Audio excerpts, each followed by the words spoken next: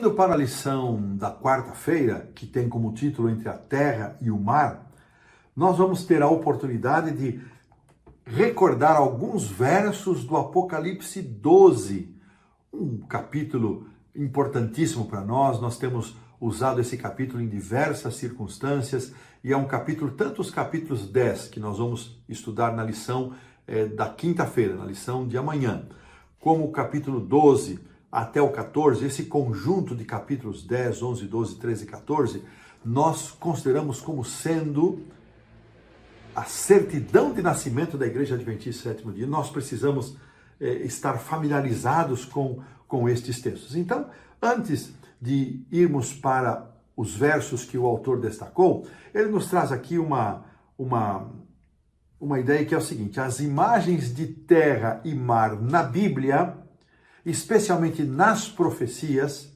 são muito instrutivas.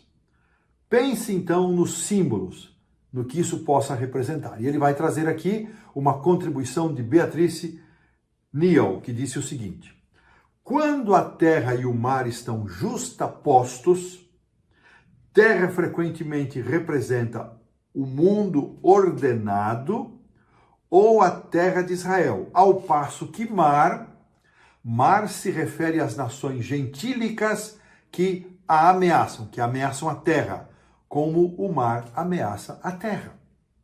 Nesse contexto, a terra seria um lugar de estabilidade, governado por Deus.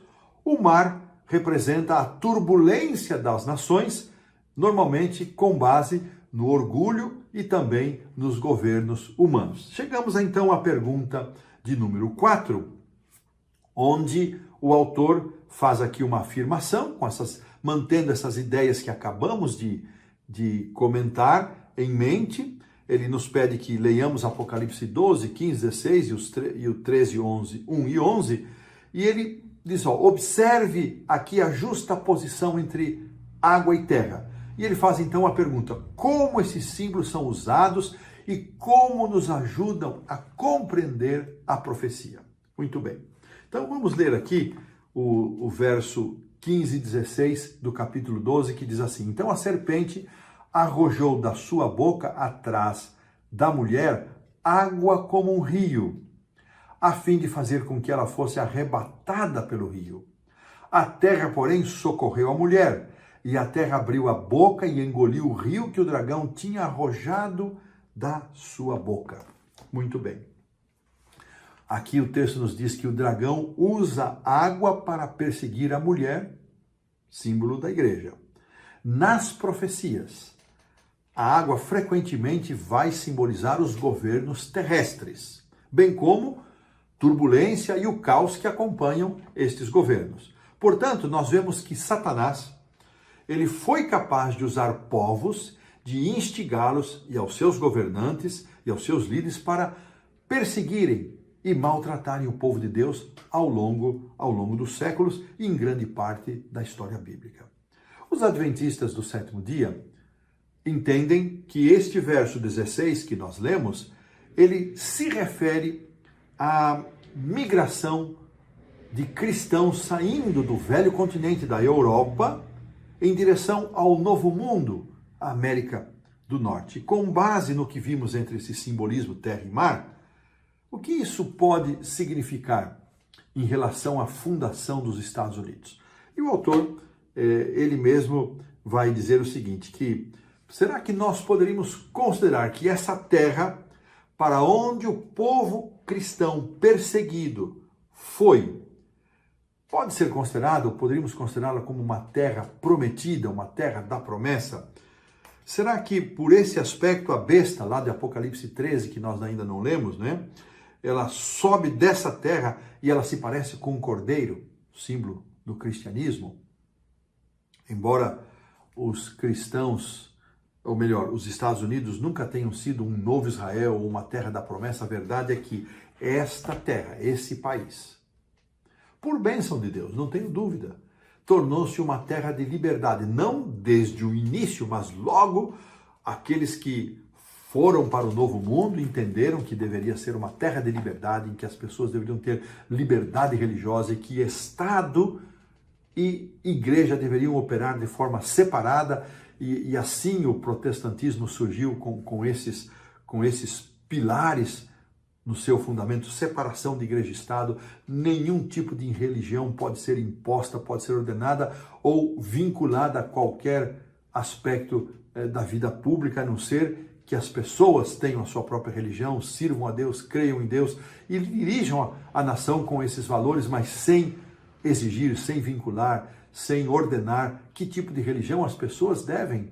escolher. Irmãos, esta pátria da liberdade, para muitos hoje ameaçada, e nós sabemos das profecias que estão aí em Apocalipse 13, mas ainda é um país de liberdade. Liberdade essa que não é experimentada em 75% ou um pouco mais das nações do mundo. Em um pouco mais de 75% são os governos que determinam a religião que as pessoas devem ter, que elas devem exercer. E não há espaço para renunciar a essa religião, não há espaço para elas mudarem de religião e não há espaço para outras religiões. Então valorizemos a liberdade mesmo aqui em nosso país, em nossa América do Sul. Nós temos ainda várias partes, nós ainda temos partes da Europa, ainda na América Central e do Norte ainda temos vários países que cultivam, que protegem, que defendem, que promovem essa liberdade, mas essa já não é mais a realidade da maioria dos países do mundo. No futuro, a besta semelhante a um cordeiro, ela vai falar como dragão, e aqui vamos ler aqui o 13:11, que foi o 13:1 vai nos trazer a lembrança de que João viu emergir do mar uma besta que tinha 10 chifres e 7 cabeças, sobre os chifres 10 diademas e sobre as cabeças nomes de blasfêmia. E a besta que via, ele vai descrever a imagem dessa besta, e depois no verso 11, esta aqui surge do mar, que representa um poder religioso universal. E a besta que sobe da terra representa um poder político universal, e está assim descrito: havia ainda outra besta emergir da terra, possuía 2 chifres, parecendo cordeiro, mas falava como dragão.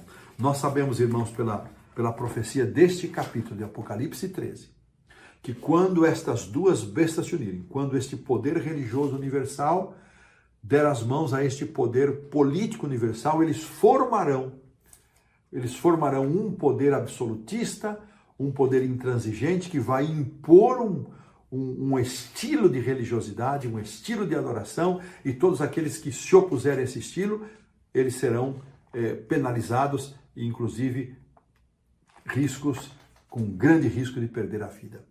No futuro, diz aqui, essa besta semelhante ao cordeiro vai falar como dragão, vai agir como dragão.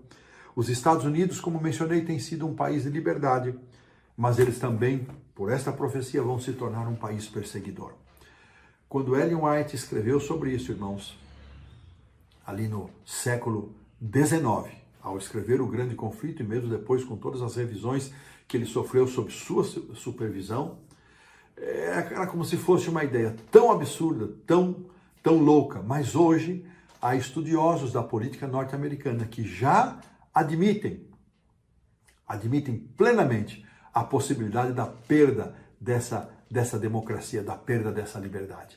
Para nós, irmãos, o que interessa não são as questões políticas, o que interessa para nós é aceitar e entender que Deus governa sobre todos.